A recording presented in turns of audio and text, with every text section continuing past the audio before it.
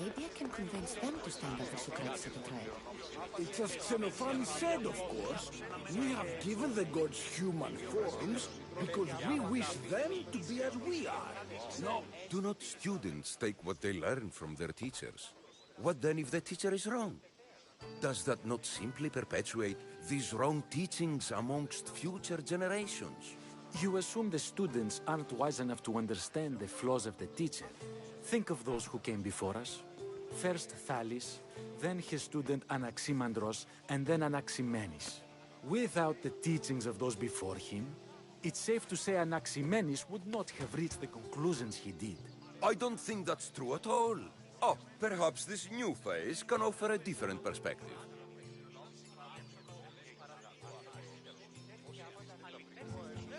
A student gets to take all the knowledge of their teacher without needing to come up with answers themselves. If they're smart, they should surpass those they studied under. An astute observation. The time saved by receiving the knowledge allows the student not only to expand on the ideas, but to come up with more of their own.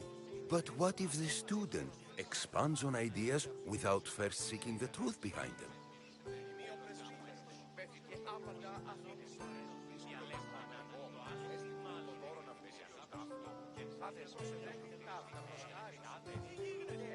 If a student asks questions before first learning from their teacher, they've not only failed their teacher, but themselves. Yes, and more would do well to challenge what they hear.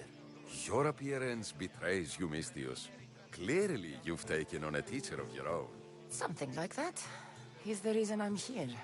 Socrates needs your help. Socrates? Ha! If it's another debate you want, it will be hard for us to decide who hates that man more. Why would we help him? It doesn't matter if he's your worst enemy. If they're willing to imprison someone like Socrates only for his words, what's to say they won't do the same to you? So, you want us to help out of fear of being imprisoned ourselves? I don't care why you help. If I hadn't said his name, would you think it was right Socrates was locked up? If it's as you say, and it was for his words, then no. And aren't you afraid it could happen to you, too? Of course. If we can't speak our minds, what else are we to do? If you believe that, then you should help. Fine, fine. You've made your point, and you've made it well. Socrates deserves our help, but we don't give it lightly. That makes it worth even more.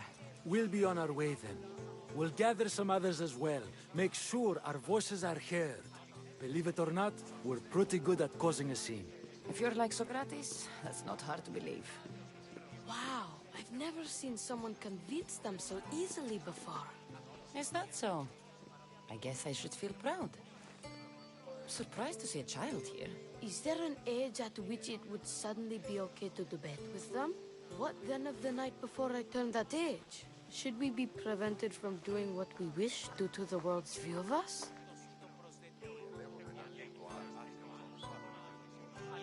I can't even have a normal conversation with a child. Normal is no fun. Look around. Everyone here wants the same thing. Headaches? Debate!